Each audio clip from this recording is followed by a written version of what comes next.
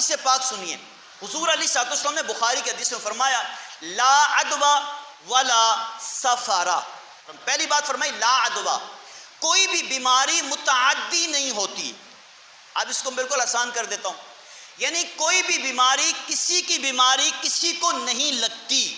حضور نے جو فرمایا کہ لا عدوہ، کوئی بیماری متعدی نہیں ہوتی، کسی سے کوئی مرض لگتا نہیں ہے، یہ بالکل صحیح بات ہے. اور جس حدیث میں یہ فرمایا دور بھاگو، اس لیے فرمایا اگر اللہ نے اس کے نصیب میں تقدیر میں وہ بیماری لکھی ہوگی اور اگر اس کو لگ گئی، یہ سمجھے گا شاید مجھے کسی سے لگی ہے، اس لیے منع فرمایا وہاں مت جاؤ.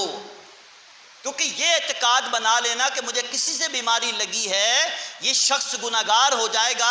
اس گناہ سے بچانے کے لیے حضور علیہ الصلوۃ والسلام نے فرمایا کہ وہاں پر نہ جاؤ جہاں طاعون کا مرض ہو. اب آج جیسے کرونا ہے تو جہاں کرونا کا مرض بہت عروج پر ہو وہاں مت جائیں، کہ اگر کرونا آپ کے نصیب میں لگنا ہوا وہ ضرور لگے گا، لیکن اعتقاد یہ بن جائے گا شاید یار مجھے اس سے لگ گیا ہے. تو یہ اپنا ذہن بنا لیں. یہ مسلمانوں کا عقیدہ بیان کر رہا ہوں میں.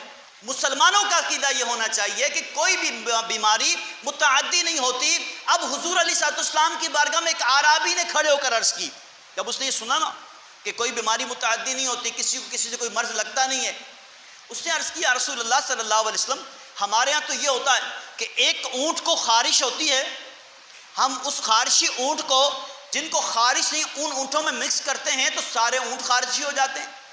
میرے آقا نے فرمایا یہ بتاؤ، اب جواب سنیے میرے آقا کا حکمت بھرا جواب. ارشاد فرمایا یہ بتاؤ کہ جو پہلا اونٹ جس کو خارش لگی اس کو کس سے لگی؟ اللہ کے حکم سے لگی. فرمایا باقیوں کو بھی اللہ کے حکم سے لگی، جب تک اللہ نہ چاہتا ان کو خارش نہ لگتی. یہ اعتقاد بنا لے، یہ شریعت مطالعہ کا حکم میں بیان کر رہا ہوں. لا سفرا، سفر منحوس نہیں ہے، سفر کوئی بری چیز نہیں ہے، سفر کو برا نہیں سمجھنا. سال میں کسی بھی دن، کسی بھی گھڑی میں آپ نکاح بھی کر سکتے ہیں، رشتہ بھی کر سکتے ہیں، کاروبار بھی کر سکتے ہیں، کوئی ممانعت نہیں ہے. البتہ بزرگان دین نے بہتر انداز لکھا ہے، کر تو کسی بھی ٹائم سکتے ہیں کاروبار، لیکن بہتر انداز لکھا ہے کہ جو شخص بدھ کے دن کاروبار شروع کرے تو وہ اس کا جو کاروبار ہے انشاءاللہ اچھا چلے گا.